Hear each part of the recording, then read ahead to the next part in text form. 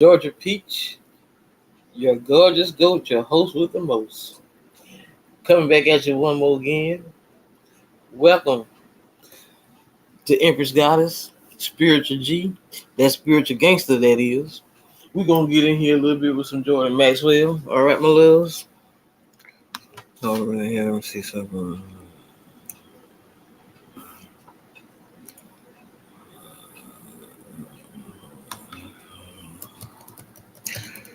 Give me just a minute, y'all. I'm trying to update my title here.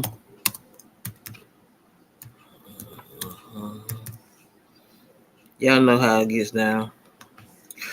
I'm not I'm not a huge channel. I'm just me out here trying to push this information out here to the masses if I can to awaken everyone to what's really going on. All right, my babies, let's get it.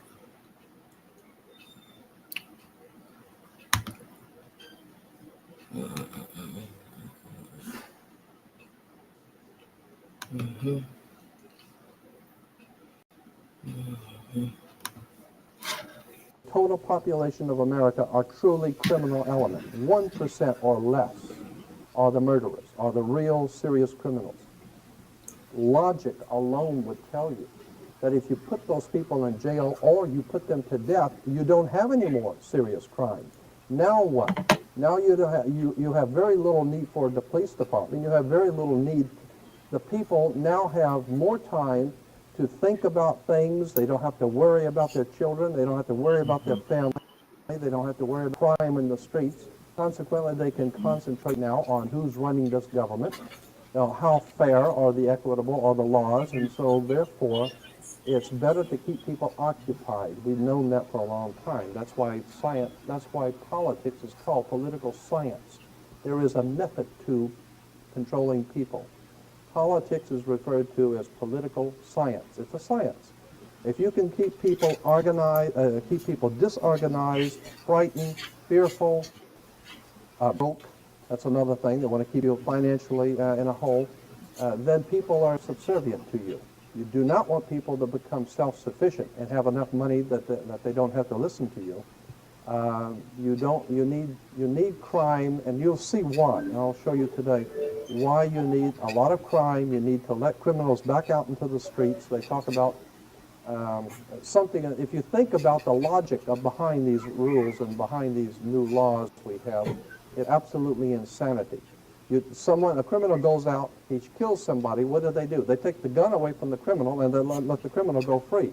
Then they say that there's just a proliferation of crime. We can't do anything about this crime that's out of control, the drug trafficking and all the killings going on and the gangs killing each other. But the point is that if you don't pay your income tax, or if you do something that's against the government in the system of things, if you get out of line, they will find you. The IRS will find you if you don't pay your income tax. You can go into the Amazon jungles, and they will come down there looking for you. And if they have to spend $7 million, they're going to find you, and they're going to bring you back here and make an example out of you. So if they have the power. This is the most powerful military nation on the face of the earth, ever devised by men. This nation is the most powerful military combine on earth. It has always been. And think about the time back in, 50 years ago in 1940, when the United States was a very infantile country. It didn't have all of the high technology it has today. And just within a couple of short years, it got its stuff together and was able to meet Adolf Hitler on the field of battle throughout the world, and was able to do a battle with the whole Nazi empire. But they can't do anything about the drugs in Pacoima. The problem is that they have total control over everything. So anytime you see things going on, just understand that the powers that be in this government want it that way. Franklin Roosevelt, probably most of you don't remember who he was. He was one of the presidents. Franklin Roosevelt made a statement publicly that I think is very important. He said that anytime you see anything happen in politics, you better understand it was planned that way. So anything that's going on in this country that you see that sounds crazy and lunacy, it's crazy and lunacy to you. But to those guys who are doing it, they know what they're doing. There is a method to the madness. I want to show you, and I think it'd be better if I just go on and begin with the slides, because I have so many of them, and I'll just stop and comment as we're going. Are we going to be able to... Well, I don't know. Let's see. Is that okay? Yeah, okay. On the dollar bill, you'll see on the back of the dollar bill, you'll see the symbol on the left-hand side of the bill, which is Annuit Coeptus, which means our enterprise is now a success. Our enterprise is crowned with success. Annuit Coeptus. So you say, fine, so you have an enterprise and it's now crowned with success. What enterprise are you talking about? On the back of the dollar bill, you see the symbol. Novus is novus, meaning new. Ordo is order. Which is Annuit Coeptus, which means our enterprise is now a success. Our enterprise is crowned with success. Annuit Coeptus. So you say, fine, so you have an enterprise and it's now crowned with success. What enterprise are you talking about? Novus, ordo, seclorum. Novus is novus, meaning new. Ordo is order, and seclorum is where we get the word secular, meaning the world. So it's new order of the world, the new world order. George Bush's new world order is now a success. But the problem is this was put on the dollar bill back in 1934. 1934 is when the Federal Reserve actually finally took total control of the United States monetary system, and that's when they said it is now a success, because this is a symbol. This is an emblem of a secret society. A secret society of Freemasons called the Illuminati, the German Bavarian Illuminati. They were a secret society founded in the south of Germany. They were called the Illuminati, the illuminated ones, the enlightened ones. They they connected themselves to another group of Freemasons in France, in the south of France, referred to as the Pierre de Sion, French Grand Orient Temple Masons.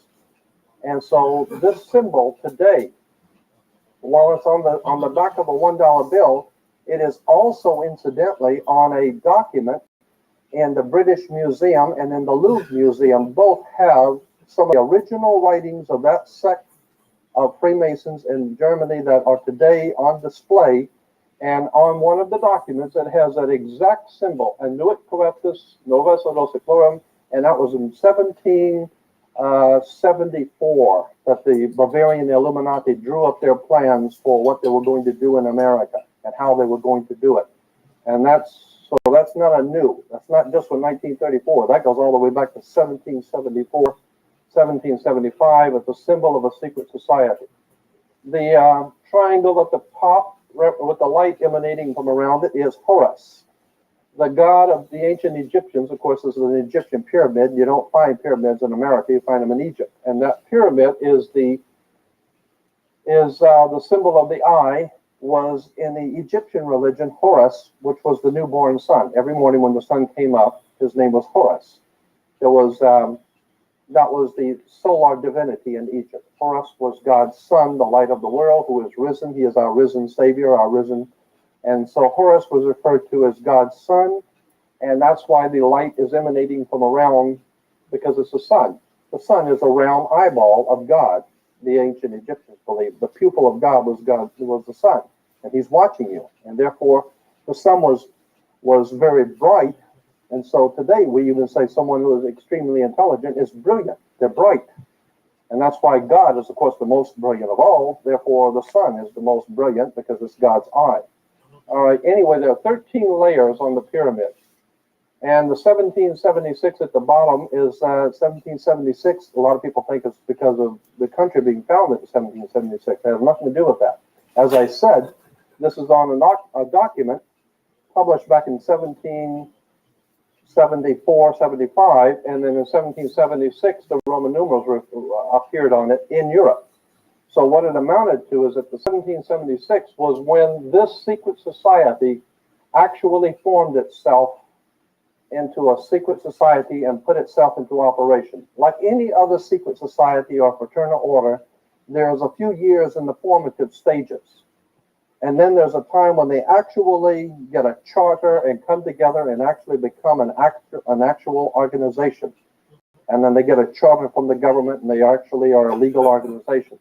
They were in operation in the 1760s, 1770s, but it wasn't until 1776 that they actually made themselves into a coherent order, and it was called the Order and Sect of the Illuminati. They were the basis for what we call today in our country the Bavarian Illuminati was the basis for what we call today the Colombian faction. The Colombian faction of the Illuminati came here right after this government was formed, and that's where we get today Columbia Space Shuttle, Columbia Movies, Columbia Television, Columbia Records, everything, Columbia University. As a matter of fact, Columbia TV, Columbia Broadcasting System, CBS. What is the symbol for CBS? It's the all-seeing eye. It's CBS. It's the Colombian faction of a secret society that calls themselves the Colombian. And that's why our government is in the District of Columbia, because these guys own our government. They print our money, and they own not only the government, but they own you. You are their property. As a matter of fact, when you're born, your birth certificate, and on the bottom of the birth certificate, it says the Department of Commerce. It is a property of the Department of Commerce because you are nothing more than a piece of commercial material. That's why if you're out of work, you don't go to the unemployment office, you go to the office for, what is it called, human resources, because you're just a human resource. So in other words, these guys print the money, they run the country, and they own you, and they own everything around it. And so they make the laws, and that's why they can decide who can kill who, and who can get away with who, and who can get away with whatever, because they make the laws and they decide, all right? The new order of the world, our enterprise is now a success. As I said to you before, there are 13 layers of this pyramid. There are 13 letters in Enoch-Coeptus. We'll get into that, all of this symbolism later. But 13 is a very important number to this secret society. There are 13 stripes, there are 13 stars here, which make up the Star of David. The 13 berries, there are 13 leaves, 13 arrows. There are 32 feathers here and 33 feathers there. Everything is done in sequence of 13 because 13 is an unlucky number. That's why we say 13 is an unlucky number, because the reason why we say it's unlucky is because it is a divinely inspired number. It has to do with God in the heavens, and therefore it's unlucky for you. And it's not supposed to be used by you. 13, of course, is based on, this is what we call Masonic symbolism. Freemasons designed this dollar bill. Everything is done in sequence of 13, and again, I draw your attention to the fact that you have 13 stars here, which collectively make up the Star of David. There's a reason why. Here on the dollar bill, just to show you how clever these guys are and how crafty they are, they, on the $1 bill at the top, you'll see this little image right here. I think I can make that. This is just an enlargement. This is an enlargement from a photocopy machine, so it's not really that clear. But if you blow it up from an actual photograph, you'll see it is it's a little owl. The symbol of a Bohemian society. The Bohemian Society meets in California on the last 2 weeks of July of every year. The Bohemian Society is another secret society that was spun off of a larger secret society. The Colombians have a little fun club that they meet for 2 weeks out of the year in Northern California, and they're called the Bohemian Society. They meet in something called the Bohemian Grove. I have pictures, which I don't have with me tonight, but I'm going to have on my next lecture, showing all of the presidents, all of the living presidents, excluding the new one, but all of the living presidents at the Bohemian Grove in Northern California, and they're all wearing red and black Ku Klux Klan dress type of regalia, like the Ku Klux Klanners, with the pointed headdress and everything. And I mean, that's quite a sight to see presidents dressed like Ku Klux Klan members, right? And they're standing in front of a big open pit of fire, and behind them is about a 20 to 25 foot owl behind them. And the article in Elm magazine and Time magazine, I've got 2 or 3 different magazines showing basically the same pictures. It says that the presidents meet with all of the heads of industry throughout the world, all of the heads of state throughout the world, and all of the most important wheeler dealers in this country, and they all meet up in Northern California, and they have rituals where they go before the owl after midnight. And then what a picture you got, with all the presidents dressed up like Ku Klux Klanners with black and red robes on before an owl. And these are your presidents of this country. And the reason why they chose the owl is because the owl is a symbol used in Europe by secret societies, because the owl is wise, because it sees things in the dark. And the implication is, of course, that's why they are where they are, because they're very brilliant and they know things that you don't know. So they see things in the dark and they put their little owl on the dollar bill. It's just a clever little thing, but it shows you how these guys think. We get into Masonic symbolism. When you drive by a Freemasons, the Masonic Lodge, you'll see the square and the compass, and then the G in the middle. The G is I'm gonna tell y'all something else too. That's why I tell you, it's always every movie, everything you watch have hidden meaning in it. I mentioned last night on Doe Eyes TV about Gotham. I love Gotham, Batman. Gotham, you know, was a series. And if anybody who ever watched Gotham, if they noticed that secret society that was in Gotham, they called the Talons, they also had the owl as a symbol that they use with the mask and everything. I told you, it's always been in our face all our life. And spiritual in plain sight, and people don't here we have the square within the magic circle. Here's the Washington Monument from above, the square within the magic circle. Incidentally, the Washington Monument is the Egyptian obelisk, another, like the pyramid on the dollar bill, another Egyptian symbol, because what America is referred to by the secret societies throughout the world as the New Egypt. That's a term that is given to them in their literature, given to America in their literature, the New Egypt, because our whole laws are based on the ancient magic of Egypt, the white and black magic. That's why your police cars have black and white cars, because it's the idea of black and white magic coming out of Egypt. And, these people that are running this country are really devious. But here we have the mystic star. I think I'm probably going to have to adjust each one. Here's the mystic star, to give you an example, is a 7-pointed star that's used in secret societies. You'll see it all over. 7-pointed star. Here's the Masonic Orders of Fraternity. Again, you see it.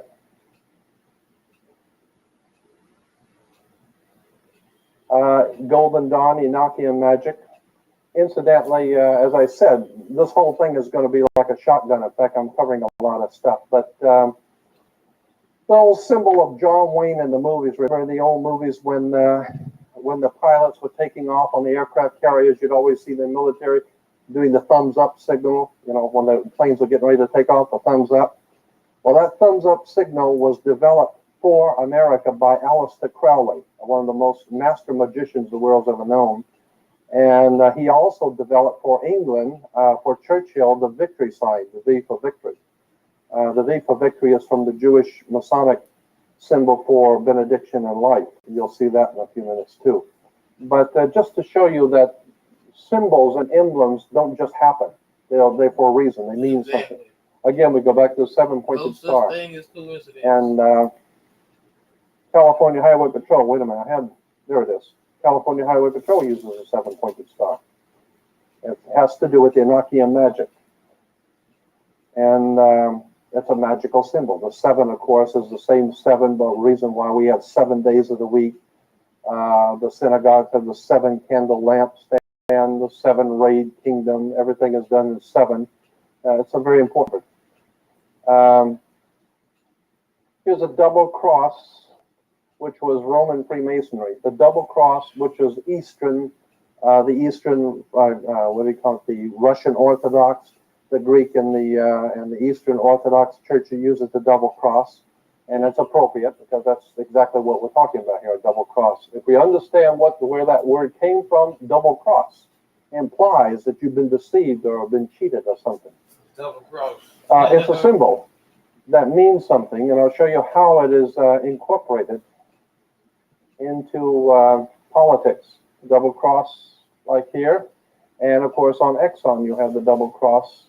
And I had a letter from the Exxon Corporation asking them if that was the double cross of Eastern Freemasonry, and they said yes. That's why we did it that way. So I mean, they don't mind telling you if you are smart enough to figure it out. They'll tell you that you write them, and they'll be very honest with you. Here's interesting. This is probably familiar to you. The five-pointed inverted pentagram is generally the inverted pentagram is regarded as something representing evil. The five-pointed pentagram, penta, of course, being five. If you take the arms off of a pentagram, the star, and you have just the inside, you have what is called a pentagon. That's why the United States has a pentagon. The pentagon is a symbol. That's why, incidentally, Chrysler can use the pentagon symbol as a Chrysler symbol, because they're the ones that produced all of the half-tracks and tanks and everything else for the United States during the Second World War for the Pentagon. So they still use the symbol of the pentagon. But what's interesting is that this is an upside down with the point pointing down, the two pointing up, and this is a symbol, of course, as I said, representing the devil. And you see a lot of these killers and rapists and murderers, with the five-pointed pentagram. Here it is again, just showing you how it has its connotation with the pointing down, being the devil. Here's the first synagogue in Los Angeles of the B'nai B'rith in 1873, and up here, what do you see, is the inverted pentagram. We're talking about this is the first synagogue in Los Angeles, and they're using an inverted pentagram, which everyone knows is associated from the earliest ages, in the Middle Ages, with devil worship, okay? Here's a seven-rayed kingdom of God, how the seven flames and the seven candles of light. Incidentally, the seven-candle lampstand in the synagogue, the seven candles represent the seven lights of the heavens: Mercury, Venus, Mars, Jupiter, Saturn, the sun, and the moon, the seven ancient gods of the ancient world. So when you see the seven candle, it's a very holy seven-candle lampstand. No, it just represents the seven little lights in the heavens. And each one of those lights represented a god. Each one of those gods represented a day. So therefore, we have 7 days of the week to honor the seven-candle lampstand of the seven ancient gods of the world. It's all very metaphysical. It's all very strange, and it's all very well put together. You understand how it works. Here's the shell oil. To give you an idea, let me back it up. I moved too quick on that. Here's the Panorama Mall, has an emblem, a symbol, and I put the shell symbol next to it so you can see what we're talking about here in shell is the sun rising between two triangles. The sun rising between, that's a sunrise, it's not a shell. Just like the Toyota, you see the sun rising, and I wrote a letter to the Shell Oil Corporation, and I sent them pictures like this, and I had some extensive research material I sent with them and said, is this true? Is this not, in fact, a shell, but it is a sunrise, which is a symbol of a secret society in Europe, and it is used in this way? And they said, yes. They wrote back and said, yes, it is a secret society symbol. It's been used for the last 100 years. Prince Bernard of the Netherlands was a member of this secret society. And so when you drive by a shell, just remember, it's not a shell, it's a sunrise of a secret society, and I'll get into that, what it means later. And it's just to show you how emblems and symbols all around us, and we don't even know what they mean. Here's another one. The eight-pointed star is two squares superimposed on each other. Get it better. There's a square here, and then the square here, and it's called the double square of Freemasonry. The reason for the double square, the first square means that you play fair and square. You know, when you play baseball down to town square, and if you, anything which is legitimate and right according to the secret societies is square. You play fair and square. And if you go to jail, they'll give you 3 square meals. It's fair. It's the right thing to do, okay? And so the whole idea is square means that everything which is right and legal and just and everything's squared. So that's why even in court they say, well, your testimony doesn't square with the facts. If square means things which are right and correct. When you superimpose another square, the implications of the second square, you will see, means disorder. It's the intertwining of both order and disorder, meaning that you have the power over what is right and correct, and you also have the power over disorder and things which are not right and which are not correct. And so the same people control both chaos and order. Incidentally, that's why you have, well, I better not get into that because that's going to come up in a minute. Here it is again, the double square Freemasonry. The chevron. Chevron oil is actually the double square Freemasonry. See, this is two squares. Oh, wait a minute. This is two squares. What this chevron is, and that's the word chevron. You'll see on the military, the police wear them on their arms, and the military wears the insignias of power. They're called chevrons because they are squares. It's a box. That's a box, and this is a box, and this box is sitting on top of that box. And if you draw a line, for a triangle like here, you'll see it's two square boxes sitting on top of each other. It's referred to as the double square or the chevron of Freemasonry, the double square of Freemasonry, okay? And so it implies that the powers that be in this world have both control over revolution, trouble, anarchy, and they have control over good government, over righteous government. So they can do whatever they want. You want to have a good government or bad government, they can do the same. They can do whatever they want because they got the money and they got the power. Here in England, of course, it's more appropriate in England, is the double square Freemasonry in London at the Parliament. It even says the octagonal Central Library in London has the double square Freemasonry. And of course, I think it's appropriate there because they do, in fact, finance and organize and direct all over the world. All kinds of bloodshed and violence all over the world is being organized, directed, and financed by the United States government and the British government together, Britain and America, are the reason for the violence and the chaos that we're seeing throughout the world today. In Yugoslavia, it's all been planned. This is all part of something that the United States is doing in the Middle East right now, and Yugoslavia is going to pay for it. Again, we have the double square. All right. Here is the double square Freemasonry worn by the Queen. And this square is, the Masonic square is referred to as the Knights of Malta square. This one is the British square Freemasonry. The Knights of Malta, you'll see it's like four little triangles coming together, but they don't actually point in the middle. It's just a round or a nothingness in the middle. You'll see that again in Arco, where the four little points come together, but nothing in the middle. The Knights of Malta is, the square of Knights of Malta is the pyramid from the top, looking down on the pyramid of Egypt without the capstone. That's because, remember, on the dollar bill, the capstone is not connected to the body of the pyramid. So here is flying over the top of the pyramid, looking down on the Great Pyramid, you don't have a point because the chief cornerstone is not on the pyramid. Actually, and I just threw this in, but I did. Here's Under Life and Fascism. I wanted to make the point about political symbols. We hear a lot of people talking on radio and television about fascism and how bad the fascists are and fascism this and fascism that. Well, in most cases, fascism or fascists have come to power after the nation has suffered an economic collapse. Are we having problems economically or what? Right? A military defeat, Vietnam, and some other disaster. The fascist party wins mass support by promising to revive the economy and restore national pride. And that's exactly what the government is saying today. They need to restore national pride. Get Clinton in there to be president.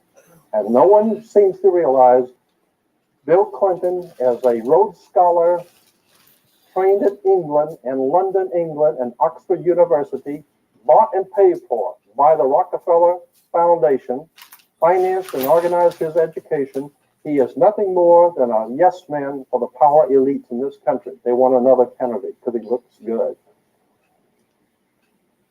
Personal liberties are severely limited under a fascist government, which is, I'm saying that's what we have here. And the government also controls newspapers, radio, and other means of communication. That's why I'm not on nation television, right? And it issues propaganda to promote its policies, and boy, this government does that. Let's see. Oh yeah, wait a minute. This is interesting. A secret police force crushes any resistance. I like the word crush because that's what they do. You get in their way, they come out and beat your brains out, right? So here is a symbol of fascism. I thought I had one. Yeah, here it is. The French fascism. This is the symbol for fascism. A bundle of sticks with a hatchet head. Here is another. Here's another. Incidentally, you'll always see the red shield. In England, the story of Robin Hood.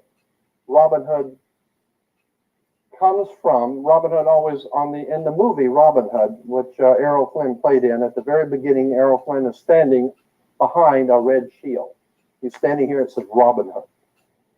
Why? Because the red shield is German for Rothschild. The Rothschilds of England were a German Jewish family in England who took over the Bank of England and took over 5 other banks in Europe and became known as the Rothschild banking dynasty of the world, the richest banking dynasty on earth. Okay, Rothschild in German. Roth is red and shield is flag or a shield. So Rothschild is red shield. And red shield, everybody in Europe knew that the Rothschilds were the biggest murdering bunch of thieves and thugs the world's ever known. Oh, sure, they're very wealthy and they get banks, but nonetheless, these are just high-class thugs. And so they were called hoods, and that's where we get the word hoods. They went around the world robbing, and that's why they're called Robin Hood. Robin Hood is the hood that was robbing people in the Sherwood Forest, and that's where the home of the Rothschilds was, in the Sherwood Forest, the Robin Hood, with the red shield Rothschild, and one of the symbols was the fasci, this is a symbol for world fascism. And fascist was an authoritarian political movement that developed in Italy, several other European countries in 1919. Its name was derived from the fasces, this thing here, an ancient Roman symbol of authority consisting of a bundle of rods and an axe. That's incidentally why we had Axis powers in the Second War. Here's the bundle of sticks with the axe, and this is on an American symbol. This is on the back of the dime, the symbol for fascism on the back of the American dime. There it is. I mean, this is a fascist country, and it says fascism is a dirty, evil government that takes over and controls the people. Well, of course it does. That's what's happening to us. We've been taken over and controlled by fascists. And why? And here it is, the President of the United States standing here giving a State of the Union message, and what's on each side of him? A fascist. This is in the Congress. In the Congress, there are symbols of power for the president.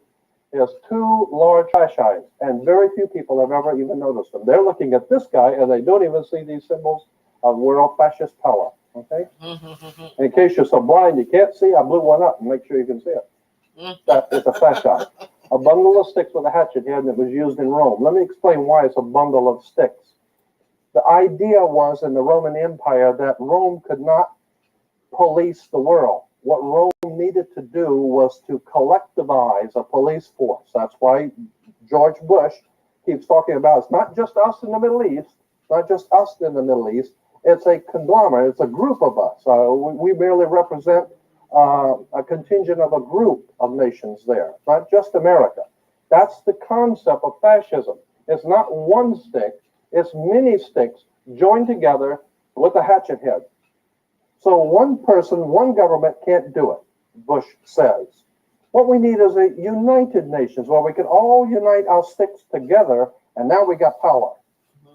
Now everybody crawls on their knees and kiss the boots, because they have a collective consensus of fascist rulers. All these guys get together. That's like the East Side Mafia getting together with the West Side and bring in the New York boys and some of the families out on the West Coast, and let's put this thing together and really rape these people good. And that's what the symbol of fascism means. They now have an axe tied together with a consensus of power. We have a fascist world government right here in America. Here's the United States Senate. 2 fascists on the Senate. I mean, even in playing cards, you got flash eyes with the king and the jack. That means something. There's a reason why the ace is the highest card in the deck. That's something else. Aces are always higher than the king for a reason.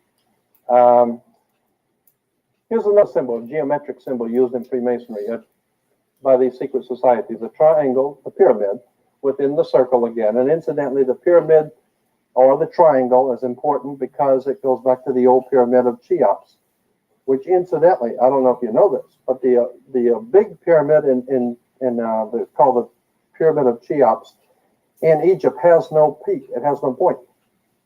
It has no point on it. The chief cornerstone of the point never was there. And the circle represents, of course, the sun. This is the sun, always a circle. And it has to do with Stonehenge. Stonehenge is a symbol for the sun in the old ancient Anglo-Saxon Germanic secret society. So that's why Stonehenge and the pyramid are connected. The numerology and Stonehenge and the pyramid are both the same. There's a lot of interesting stuff there when you get into the numerology of the pyramid and Stonehenge. But here's an example of how symbols are used. All right, here's a dictionary of Freemasonry, and here, I'll blow it up. You'll see the triangle and the circle again, and here's the cross and the crown, and we'll go through that in Holy Bible, and the G again for God, which is actually geometry. But this is the triangle and the circle, okay? It's because of the triangle and the circle here. And it has to do with God. It's a symbol of God. It's used in Freemasonry. It's, again, we'll go through, here's the Bible, Star of David, and up here at the top. Oh, and here it is. But over here on the bottom, it's called the Royal Arch. You may have heard of that in Freemasonry, the Royal Arch degree. And there it is again. And here you'll see it used in churches. The School of Theology at Claremont. Yeah. You see it right there? Used in churches because Claremont School of Theology is a Masonic college. It's financed, organized, and directed by a secret society in Europe. Yeah. And but people don't realize that because it's a church. It has to be holy. And there's nothing holy about it. This is a very powerful secret societies operating throughout the world behind our government and behind governments throughout the world. And they have tied themselves in and set up what they call a religious establishment. And the religious establishment is nothing more than a front man for very powerful secret societies operating in the world. So they may look holy, but you better do your homework. There's more to religion CI. Here's the King and Queen of England with the triangle and the circle above them. And instantly, this is a whole different subject of the British royalty. The reason why we call them the royal family comes from Egypt. Osiris, Isis, and Horus were the original trinity in Egypt that was referred to in Egypt as the Holy Family, the royal family. That's where they get the royal family, because of the triangle, the pyramid of Egypt, with God's son, Horus, rising. And so there's nothing holy about these people at all, okay? And when the King of England, interesting, when the King of England becomes king, the Archbishop of Canterbury, like we have our religious, I don't even know who it is, but when the King of England is crowned king, listen to what the Archbishop of Canterbury has the king say in his inauguration ceremony. Prince Charles, if he becomes king, incidentally he won't, but if he did become king, would say upon taking the throne, the Archbishop says, "You are now being crowned King of England for Jesus Christ. You are sitting on the throne of David for Jehovah, the God of the Old Testament. You are, in fact, Messiah, waiting for, or Shiloh, who is waiting for the Messiah to come back. So you are going to rule God's kingdom until Jesus Christ comes back." That's what the king is told in his initiation rites. The King of England sits on the throne of the God of the Old Testament for Jesus Christ. He represents God's kingdom. And of course, we understand that God's kingdom is going to unite the world in some wonderful paradise condition. And therefore, the England is referred to as the United Kingdom. So this is it gets very, very interesting when you see where royalty comes from. They actually believe that God put them there. They're a holy family. The whole thing is based on Egypt, pyramids, triangles. To give you an idea, El Salvador has the triangle, and they have the circle and triangle. Incidentally, let me go back here. There's a little thing, I'm going to have to get into that on my next one because I don't have any slides to really show you, but there's something called a Phrygian cap of liberty. It's a cap that the old French Illuminati Freemasons wore when they overthrew the French monarchy and the French Revolution. You'll read about in school the French Revolution, those guys who actually overthrew the French government and the French Revolution, they all wore a little cap. It was like a stocking cap, a red stocking cap. And that was a symbol of something called the Phrygian cap. It goes back to the ancient Roman societies in ancient Rome.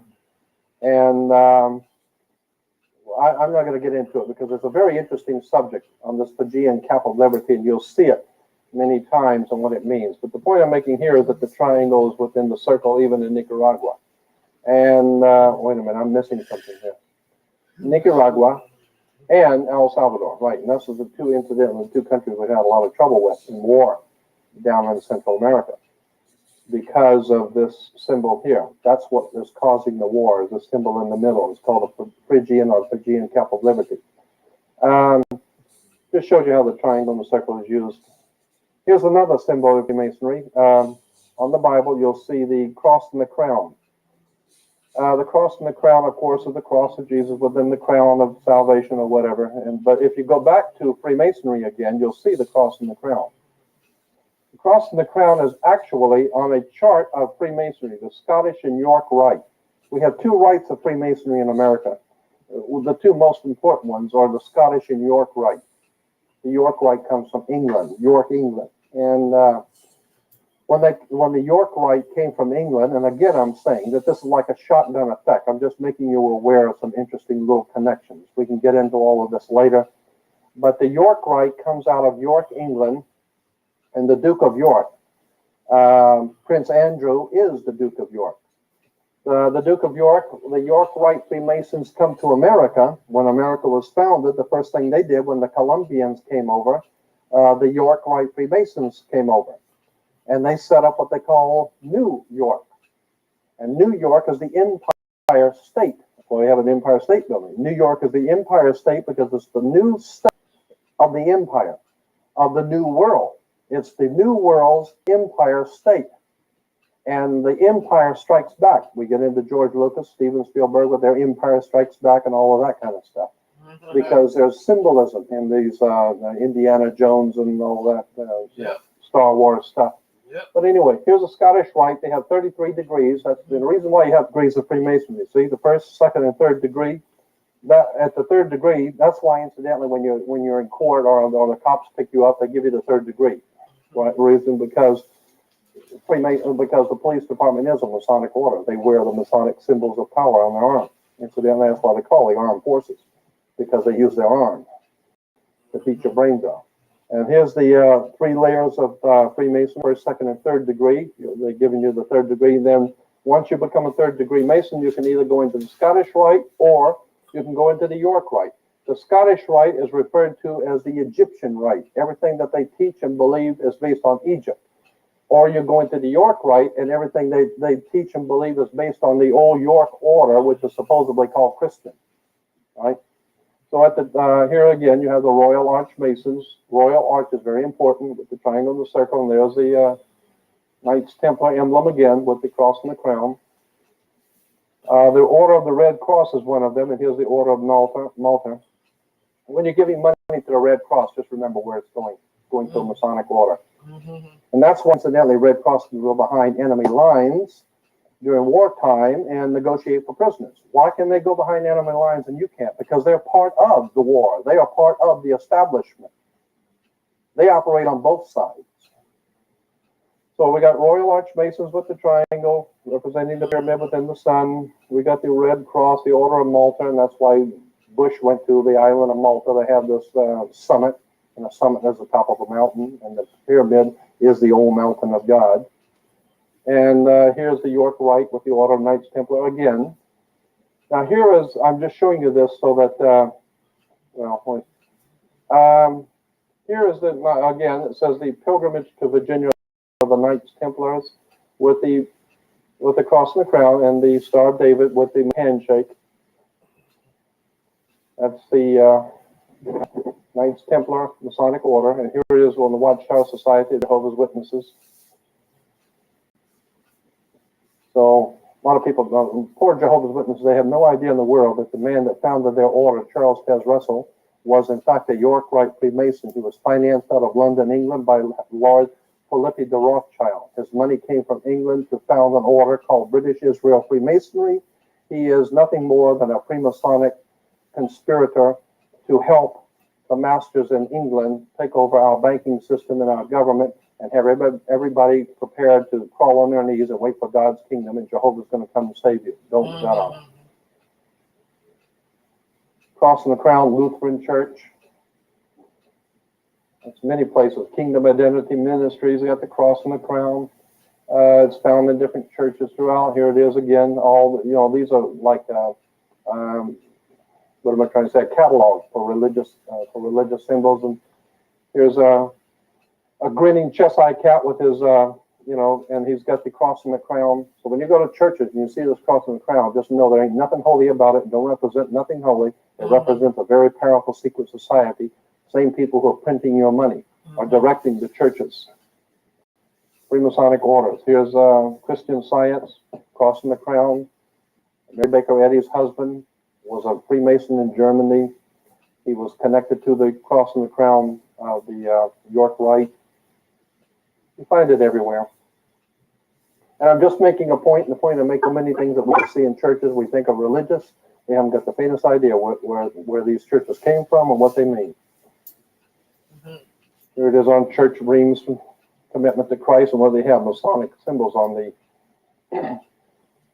Anyway, here's right here in Pasadena, the Methodist Hospital right over here. We're walking distance. Methodist Hospital, Southern California. Masonic emblems from Europe with the cross and the crown. And they're called, incidentally, those Freemasons, this is interesting, those Freemasons who are operating out of hospitals are referred to as Knights Hospitallers. They are the Knights Hospitallers. They're the ones that have control over the health in America.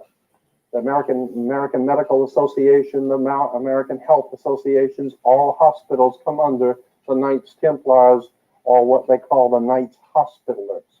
So when you hear all this crying and complaining on the news by the politicians talking about the absolutely prohibitive cost of medical care, what they're saying is our brothers in the Knights of Hospital, the Knight Hospitallers, need some more money.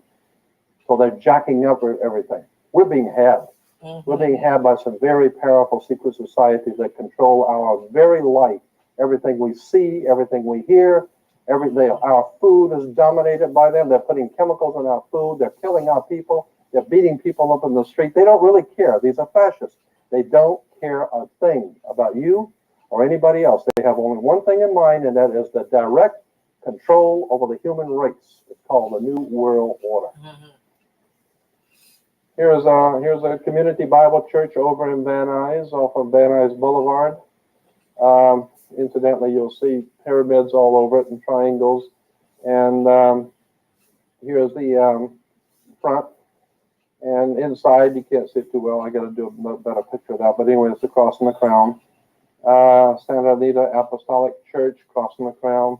It's right here on the Santa Anita Boulevard. Here's another one. This is over here on Colorado Boulevard in Pasadena. It's I think it's a Presbyterian church or a Methodist, I'm not sure. Inside, here it is again.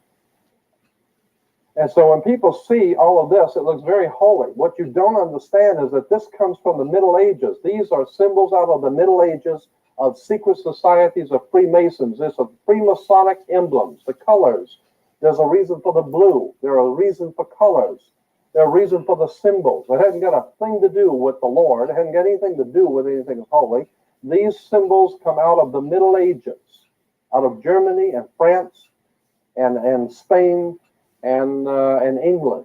And as they move into our country and taking over our land and subverting us into slaves, they give us all of these symbols and emblems with their Masonic order of Knights Templars. And they think they have pulled it off. But like Lincoln said, you can fool some of the people some of the time, and most of the people all the time, but you can't fool everybody all the time. They haven't fooled me. I've been on this for 35 years. I got associated with this through my mother's uncle when I was a little kid. He worked at the Vatican Secretary of State's office as a civilian. And every 3 or 4 years, he'd come home and talk about all of this stuff. So I grew up listening to this. And here is a sovereign grand commander's flag for world Freemasonry. Okay? And on the supreme flag, which is, of course, they accepted all over the world. Incidentally, if you go into a court today, when you go into a court, if you see an American flag in any court, state or federal court, if it has a gold fringe around the flag, do you know what that means?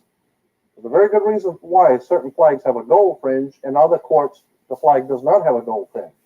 According to international maritime admiralty law, when a government is at war, it must fly its flag with a gold fringe to show sovereignty in a point of war, in a time of war. It's called martial law. In a time of war, flags have gold trim, which means before we were this country and we were happy. We're at war. You see that gold? That means sovereignty. We are at war. Gold fringe means martial law. So when you go into a courtroom to pay your fines or ticket or anything, and you see the American flag with gold fringe, that means this is a military court. This is martial law. And they have the right to beat your brains out with a stick. This is not a civil court. It is martial law court under military control. And the judges know that. And most people don't understand that. But anyway, on this world symbol for Freemasonry flag, you'll see the snake biting its tail. That has to do with something occult. But the words Ordo ob Tail, you'll see it, Ordo ob Tail. You'll see it in Masonic literature, the double-headed eagle. Incidentally, you probably have seen the double-headed eagle many times. The double-headed eagle in Freemasonry means the Masonic order is symbolized by the eagle. Incidentally, we have an eagle as our symbol in America. But the double-headed eagle means that it is a Masonic order that has jurisdiction, like the eagle of America has jurisdiction over us. The double-headed eagle implies, according to Masonic literature and all their reference work, implies that the Masonic order has jurisdiction over the Eastern world and over the Western world, over the East and West. So in Russia and China and all those bad, evil people over there, as opposed to Western Europe and America and England and the West, it's still the same game. Ordo ob chaos, in Latin, order out of chaos. What we're talking about here is these people are causing, financing, organizing, and doing chaos.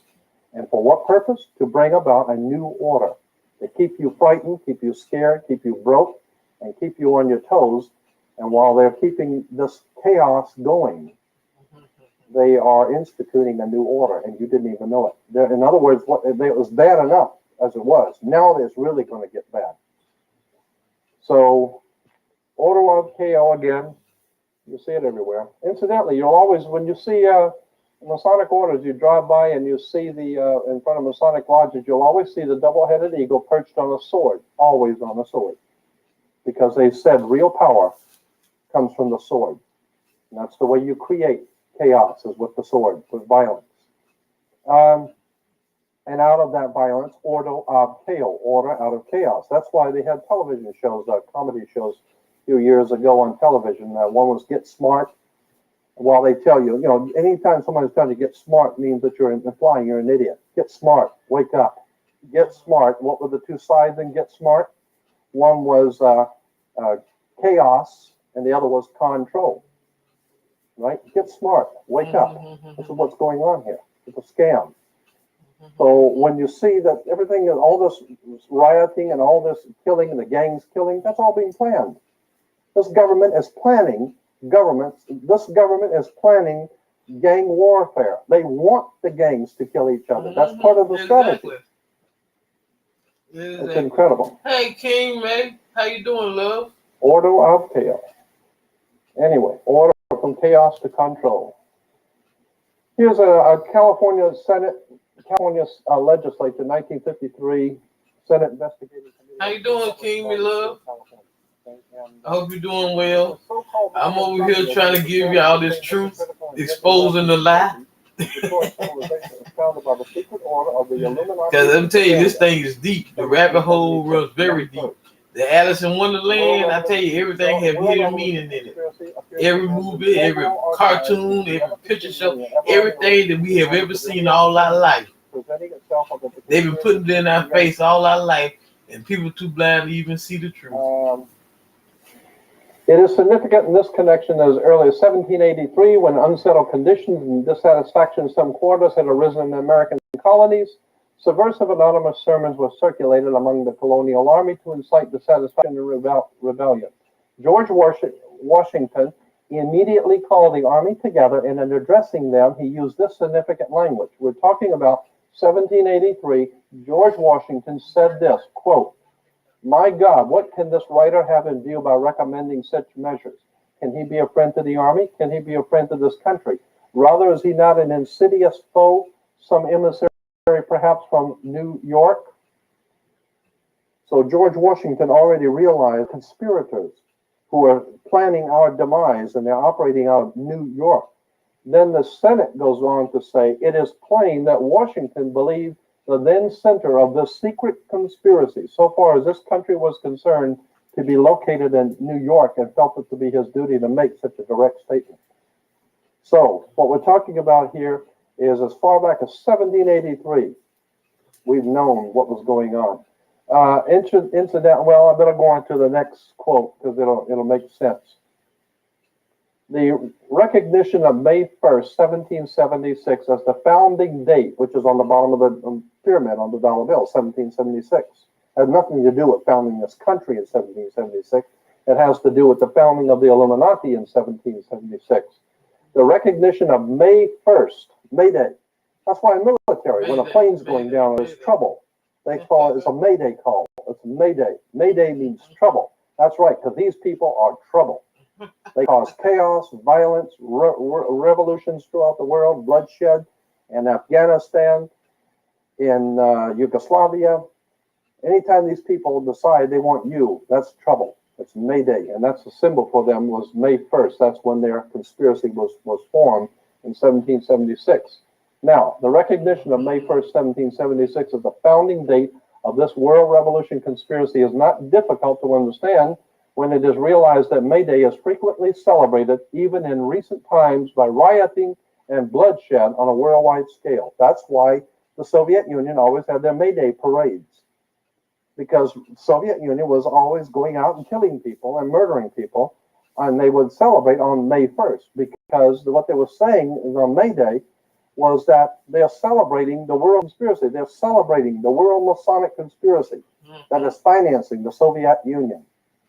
And incidentally, and as it says, it's often celebrated, even in recent times, by rioting. That's when we had our last riot in Los Angeles, was on May 1st, May Day. I mean, the thing that happened in Los Angeles was set up. The CIA and the federal government set up what we call the riot in Los Angeles.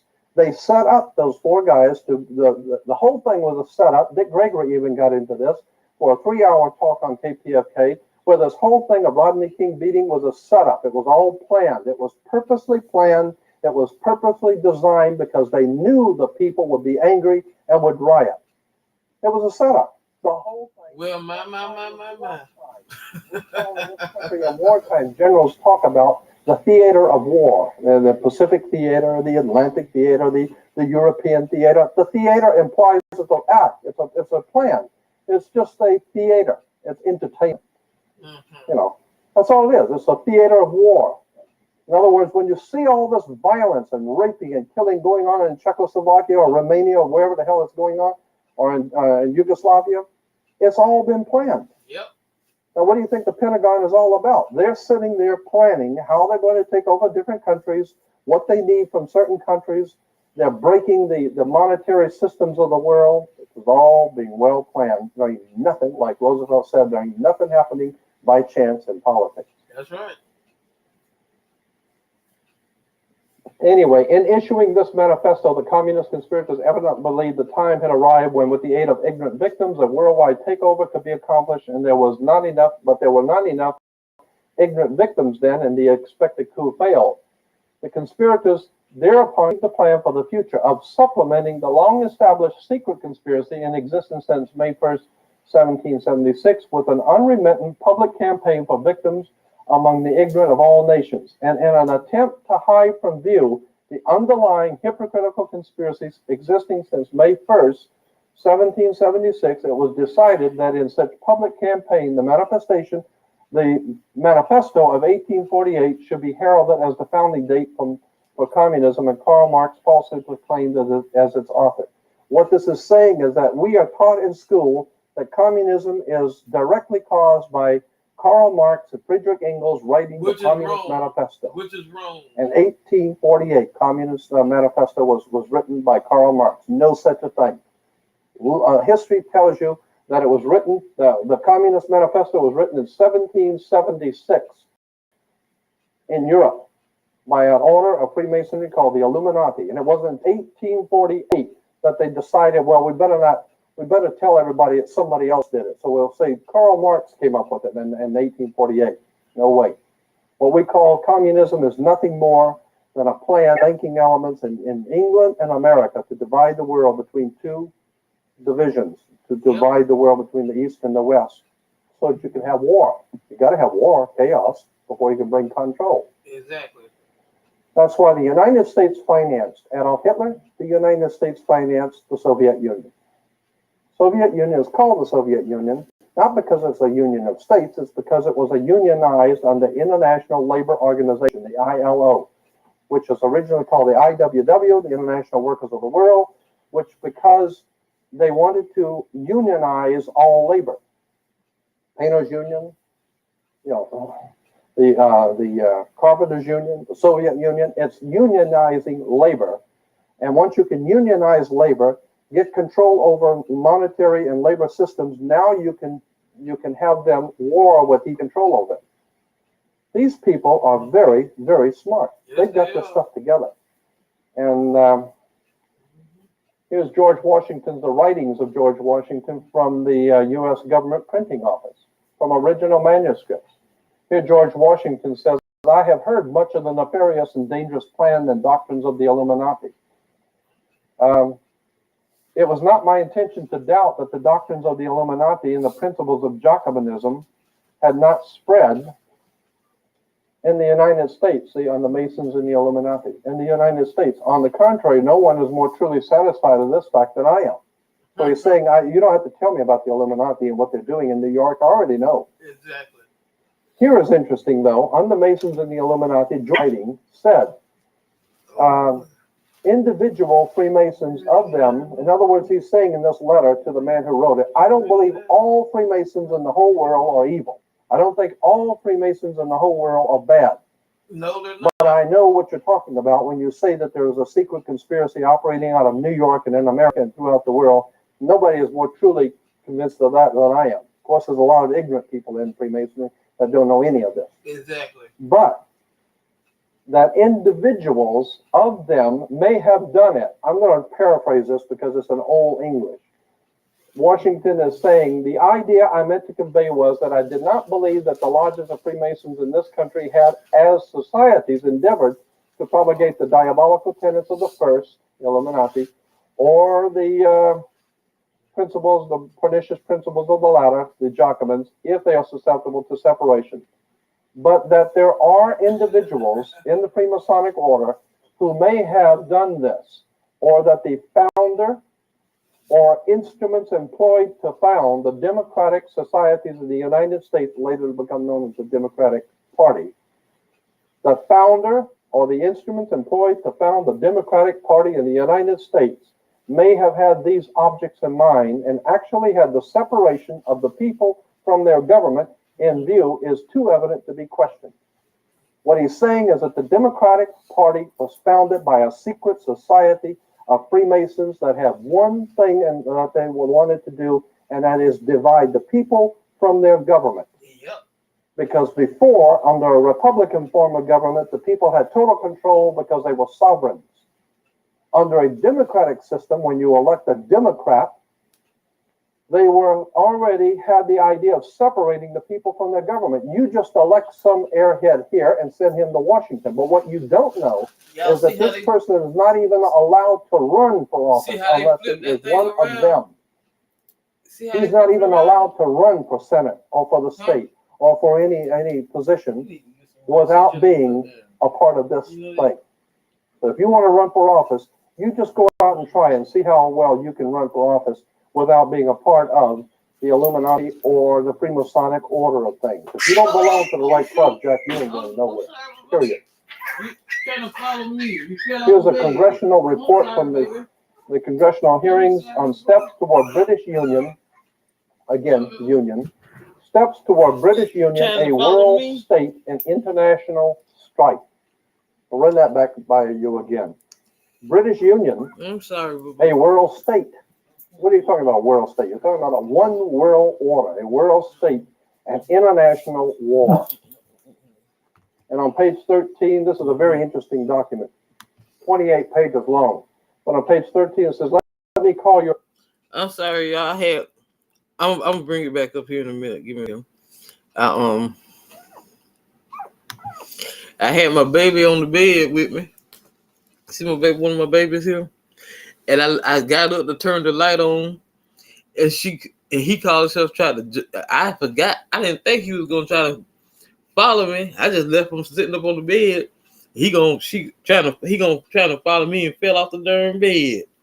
That's why you heard him hollering. I'm sorry, boo boo. Don't make me do that. Yeah, baby, me to hurt that baby.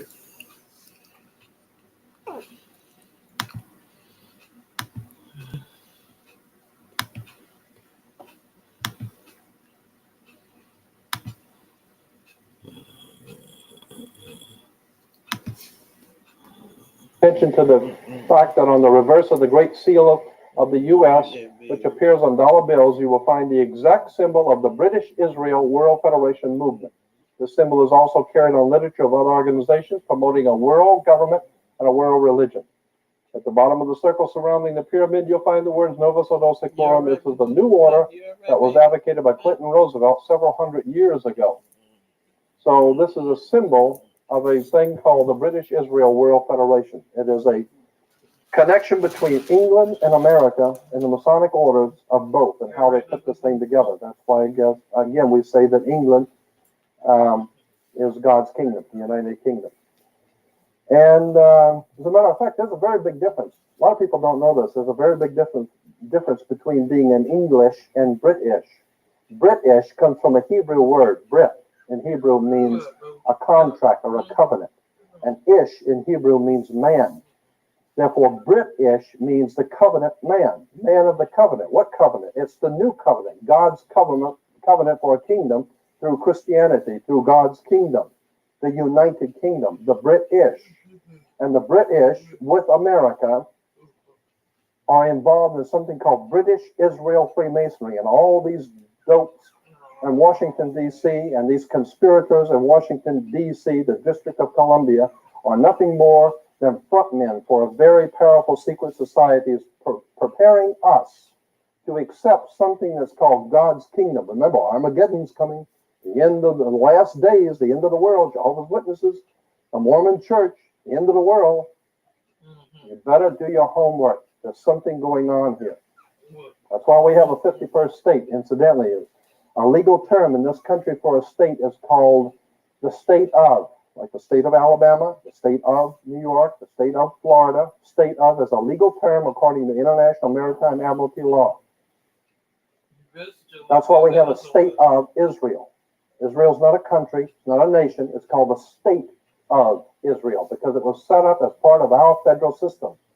It was set up in 1948 by the United States and England, and it was referred to under International Maritime Admiralty law as the state of Israel because it is an actual state of the federal system of America. So You better figure out why too. There's a reason for it. Here is a symbol taken from a Freemasonic book they didn't know I had. And here's the fires of revolution and trouble, anarchy, the cauldron of fire, they call it in Freemasonry, the revolutionary trouble. And here's the pyramid with the Masonic. And down here you have three contingents or three factions of Freemasonry, always at war with each other. You have the Pope, which is incidentally, the Catholic Church is a Jewish Freemasonic movement. Oh, yeah. Founded in the Middle Ages in the year 325 by Constantine. Oh, it is a Jewish Freemasonic political movement. Yep. That's why the Pope wears the little yarmulke. He wears the little yarmulke with the cardinals. They wear the tellus. All of these symbols and emblems in the Catholic Church are nothing but Jewish Freemasonry. Kabbalistic Freemasonry. Yep. You'll see. I'll give you a lot of examples of that very quickly. This represents Rome, or the Roman Freemasonic orders, and incidentally, you'll see a lot of this stuff in Godfather 3. In the movie Godfather 3, there's a lot of this stuff talking about the secret societies and the Freemasons operating in the Vatican and all that kind of stuff.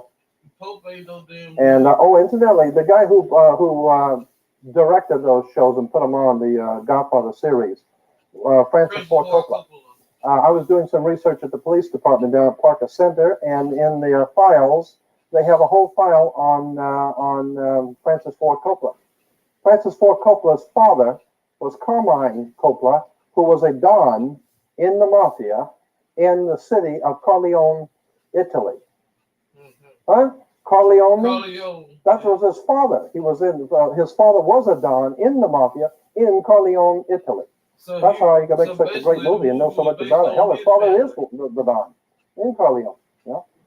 So anyway, incidentally, I think Francis Ford Coppola is great, but I mean, he's very knowledgeable. He's put stuff together. You better figure out where he's getting all that money to make,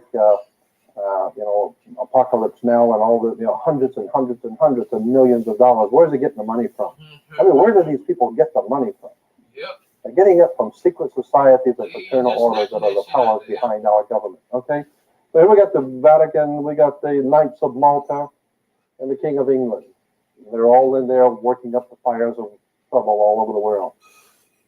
Here's the Pope with the yarmulke. Why, I ask you, are all of the politicians and all these world leaders all on their knees to the Pope? It's not because they're Catholic. I mean, here's the Emperor of Japan, Japanese, and he's on his knees, getting ready to. So how come these people are all on their knees to the Pope? It has nothing to do with the fact that he's Catholic. It has to do with the fact of who he represents. He represents a very powerful secret society referred to as the Knights of Malta. And in world Freemasonry, there is something we call today an unwritten code of ethics among the thieves. I mean, you may be the East Coast family and the West Coast family, but when you meet, there's a certain respect for each other.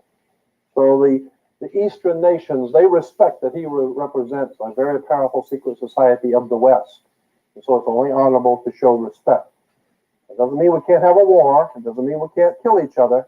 But this is a state affair, so we all on our knees. And these symbols here, the stripes going over the shoulders, all are Masonic emblems. They always represent who you are in the Masonic structure of things in world Freemasonry. That's it, exactly. That's why they killed John Kennedy too, because the Pope, they were afraid. Freemasonry in this country was very much afraid that John Kennedy was the old Joe Kennedy was going to start a Catholic dynasty in America. That's one thing they're not going to have in America, is a Catholic dynasty. You can't help it once in a while a Catholic will get elected or something, but we ain't have no dynasty here. I mean, every time you turn around, Joe Kennedy had, 15 kids? My God, he was going to have kids galore. He wanted to have all his sons be president, congressmen, senators, all of them. Kennedy doing something every time you turn around. I said something somebody decided. While Gnosticism is dualistic. I said something here the other night. Oh, Bill, you'll see I think it was on the when he said something about they said something about John Kennedy. That's why they killed John Kennedy Jr. I tell you, everything happens for a reason. Nothing happens by coincidence. Trust me. It's all about design. Mm-hmm. Mm-hmm. You better be still. We don't bust you behind again.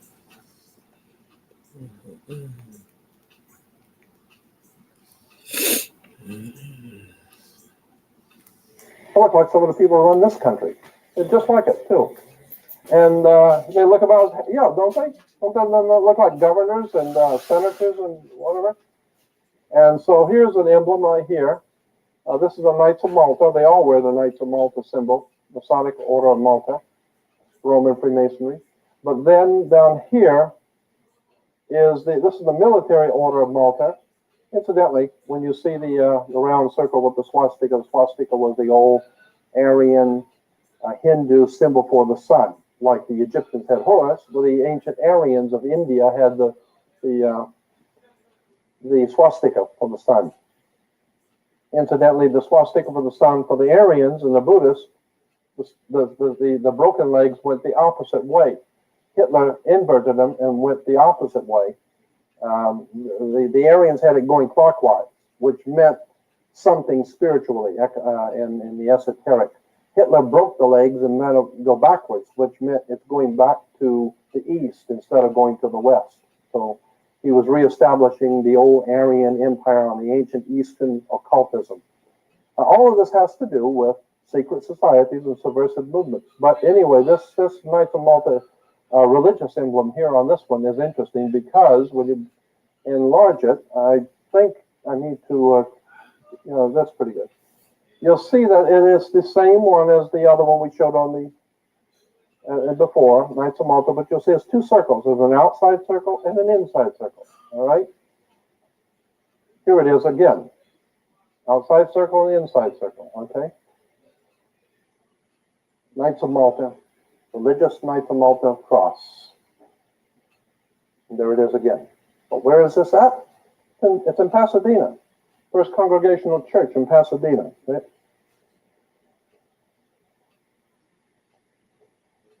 It's on churches right here in Pasadena. The Knights of Malta, religious Knights of Malta symbol. So, and something else you might be interested to know. On all churches, you'll find pointed arches on the doors. You go in the church with a pointed arch, and the windows are pointed arches. The pointed arches symbolize the female. The pointed arch of the female. And that's why that's why they would never allow women to be priests in a church, because the philosophy which gave birth to what we call Roman Catholic or Western Christian civilization was based on the female arch, and the priest wears the robe, or the robe, which is the female dress. A robe is a female dress. And a priest wears a robe because spirituality in the ancient world, according to the ancient world, spirituality was always in the hands of female, not the males. Men were never thought to be holders of religion or spiritual creatures. They were the ones that went out and killed and raped and murdered and brought in the food. The women were the ones that nurtured the child, brought civilization to males, because if you take all males, you lose civilization. You need the female to civilize society, yes. Yep. Oh, yeah, compass of the male. It has to do with that. And that's why I said that the priest represents, with the long robe, he's representing female wisdom, or something the Greeks call it Pistis Sophia, female wisdom. And within the female wisdom, beneath is the male. So it all has to do with symbology. It all has to do with sex, the female, pointed arch, etc. All right, then we get up here to York Rite Freemasonry again, and here is a Masonic square, or the Masonic, the Malta, Knights of Malta cross. The cross, that's the same one the Queen was wearing. The Knights of Malta cross. Here it is again. Let me go back to that. Order of Knights Templars. That's why in Israel today, you see the Jews going to the Wailing Wall, and you see this in the news. They're at the Wailing Wall. And it's like it's the wall in which they wail. They wail because of the Wailing Wall was put there. It's a very difficult story to say in a couple of words, but that's where we get Wall Street, from the Wailing Wall. The Hebrews who wail on the Wailing Wall of Wall Street. It has to do with symbolism, which goes back to Solomon's Temple. Solomon's Temple was the symbol and the home of what is called the Knights Templars, Knights of the Temple. That's why Steven Spielberg has the Jedi Knights, and the Empire Strikes Back and the Jedi Knight. Incidentally, according to, if you go to the library and look up the Masonic folklore, you will see that the spiritual connection between the Freemasons of the York Rite and God was a little spiritual creature they called Yoda, with little pointed ears, and he was a magician. They called him Yoda. Yoda comes from Yoda, or Judah. It has to do with Judah, Yoda, the Knights of Malta, and whatever. You know, you could make a whole study out of any of this. You could make a 3-hour lecture out of every single thing I'm saying. You could spend hours on it, but I'm just throwing all of this stuff in just to show you that there are connections that can be made. Anyway, the Knights of Malta with their Maltese cross. Here's another Knights of Malta, 33rd degree Freemason with the Knights of Malta. Okay. Here's the same one on Masters of the Universe. Right? Masters of the Universe, He-Man. That's what they intend to be, is Masters of the Universe. I mean, hell, they own the Earth. Now they're going for the universe, right? Now they want to go out to other stars, moon, own the whole universe. Masters of the Universe. Blonde hair, Aryan. Remember Hitler with the blonde hair, Aryan? Knights of Malta, Catholic Church, kill the Jews. Hey, it's all connected. See them? I told you they've been in our face all our life. You get the Knights of Malta again. And I'm drawing your attention to this strange configuration here because you'll see it again in the fire department. LA Fire Department has the Knights of Malta. Because the fire department, the police department, sheriff's department, mayor's department, and everybody else's department is all Masonic, the whole thing. We are in the hands of a very powerful secret society, and we call it law. Actually, it's nothing more than secret societies who have totally taken us over. And we just go along to get along because we're too ignorant and too frightened to death to do anything we did know. Yes. He had a red background. The Knights of Malta are a Gentile Roman Freemasonic order. I can't make this up, people. I just cannot make it up.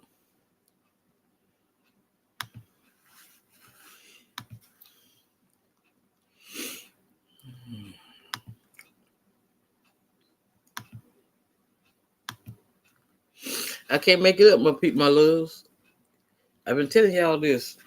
I've been able to see through this all my life. I always was different. I knew there was something deeper, something more to what they were just teaching us. I'm a preacher's kid, born and raised in the church, but I still knew it was something just wasn't quite right. It was something deeper, a little something hidden that they really weren't saying, they weren't talking about. I've been able to see through this shit since I was a child. Since I was 5 years old. I just had said something about the cartoons and everything. I can't make it up. And I bring you the sources to back up what I be saying. Anyway, my loves, I'm going to sign off for a little while. I'll be back. I don't know. We might come back and I might come back and we'll talk about the magic of Hollywood. Coincidentally, Hollywood, okay? I'm gonna give y'all the definition of what that come from. Cause I be wanting to give it to you. Right. I don't be wanting to, make nothing up. So hold on a second.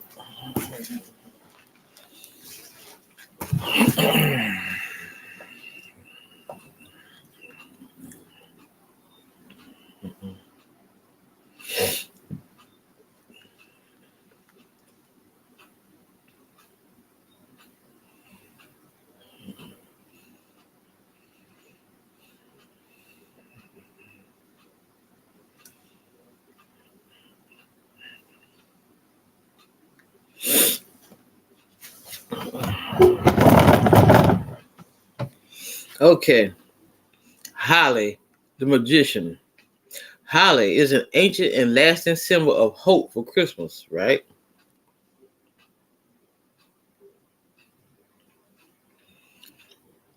And pagan in midwinter time.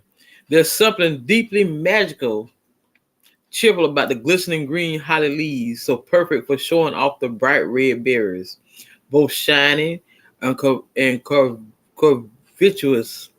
rooted in the midst of time when people held dangerous spirits and dark nights at bay with its miraculous winter greenery and the sparkling hope of longer, brighter days to come.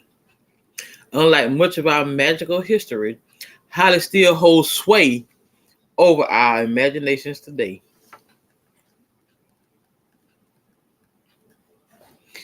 About Holly. So I don't want to go through all that there.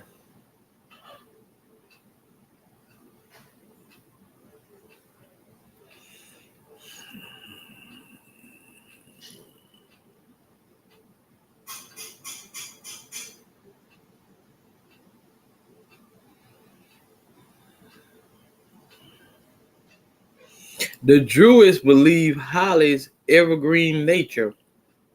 See, they wiped out. They tried to call us and wiped out the Druids, but there's still some here. The Druids believe Holly's evergreen nature made it sacred, and that it remained green throughout winter to keep the earth beautiful at a time when deciduous trees shed their leaves.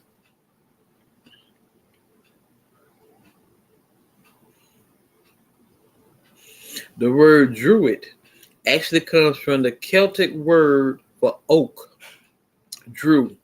The Druids also believe that the oak tree is the host to the strength and energy of their gods, and so to catch a falling oak leaf brings good luck and prosperity in mythology.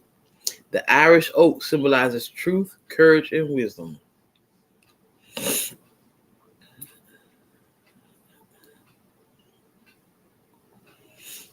Now, the magic wand that the magicians use, Holly, Holly wand, Hollywood, illusions, magic. See what I'm talking about? It's all symbolisms, baby. That's what they make. That's what they make the wand from. From a Hollywood tree. You get it? Anyway, my loves, this your girl Empress Goddess, your host with the most. As always, my loves, go within so you never go without, okay?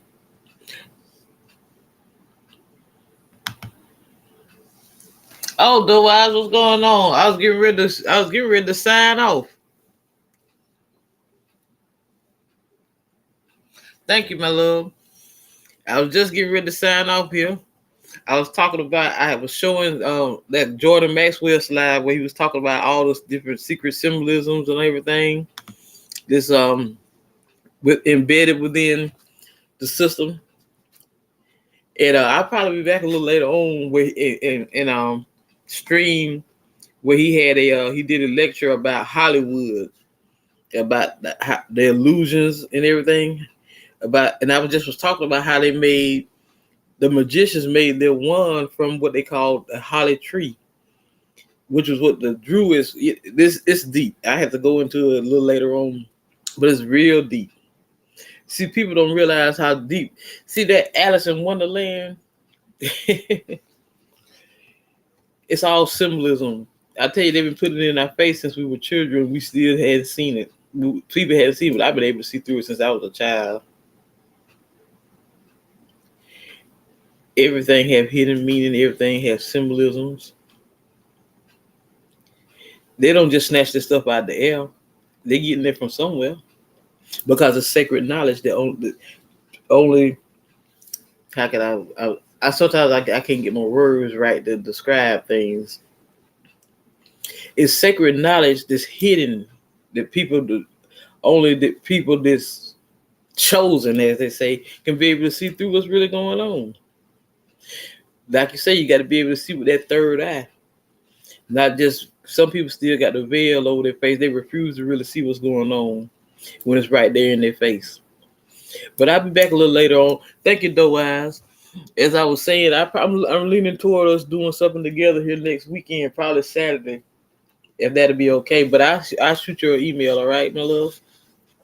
And thank you for your support.